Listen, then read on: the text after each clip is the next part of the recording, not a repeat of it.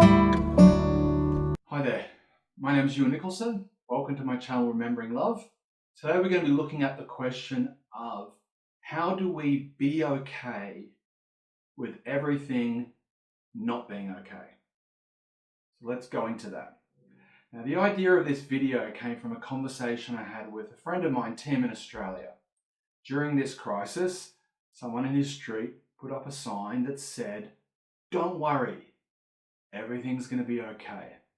Now this sign kind of annoyed my friend, which I kind of get. He kind of wanted to maybe write a response to it saying, you know what, no, everything's not going to be okay. And it annoyed him, and I can understand why, because the reassurance that everything will be okay in the midst of a crisis is both facile and disingenuous, because the truth is we don't know. There is a possibility that things will get worse on a lot of levels, politically, economically, and in particular, environmentally. We don't really know if everything's going to be okay. We might want that reassurance. And by getting that reassurance, what we're really asking for and really wanting is things will go back to being comfortable. I won't be inconvenienced. I personally will not suffer, and I can just go back to living my life, not being bothered by all these things that are getting in the way of me individually being unhappy. And that everything's going to be okay is often a reassurance of that. Yet the truth is we don't know. The truth is for most individuals, like myself, I'm not involved in the levers of government, I'm not the CEO of a large corporation. I have pretty much little to no bearing or influence on how this world institutionally and systemically is run. I'm busy putting bread on the table for my family, looking after my teenage daughters, day-to-day things, normal things. So I have no control or real meaningful input on affecting the global changes that affect me. So if I have no control, little bearing on determining whether things will or won't be okay, then how can I be okay with that? And this, from my end at least, is what I've come to understand, or where I take refuge. And I take refuge in two aspects, or two things. One is developing an experience of inner silence or of interior quiet. As I go deeper into my own interior silence, I feel more connected and more attuned to, whether you call it God's love, whether you call it the Tao, beingness, presence, awareness, whatever term you're most comfortable giving it. That I can anchor myself in. That has a sense of solidity to it, far more than pitting my hopes and expectations on these external things. The second thing that I take comfort in, or I feel okay with, is the knowingness that I do have love in my heart.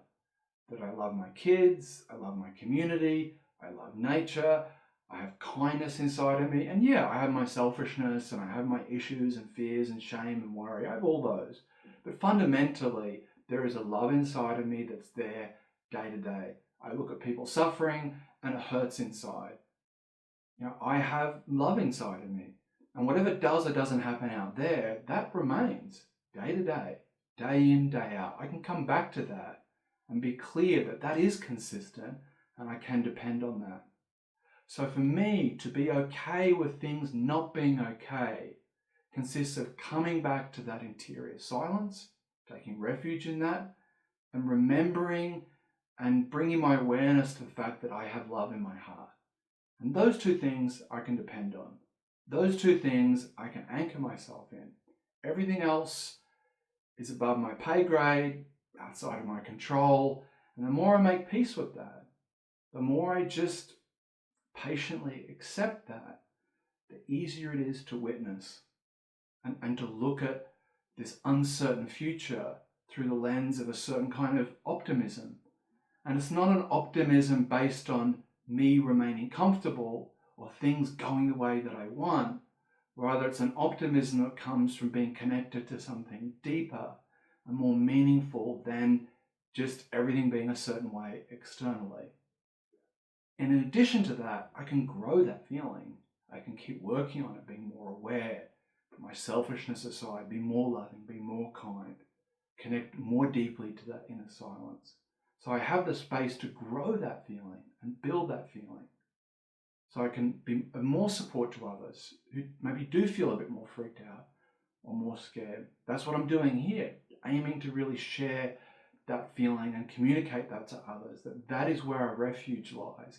That is where our safety lies. It isn't in having everything externally fixed in a way that we feel in control. Rather, it comes from feeling intimately and consciously connected to God's love, to our love, and sitting in that and being with that and letting that permeate our actions and interactions and our way of viewing the world. So for me, that's how I get to be okay with everything not being okay. I hope this has helped you. Hope you've enjoyed it. Please like and subscribe, and hope to see you back here again. Thank you.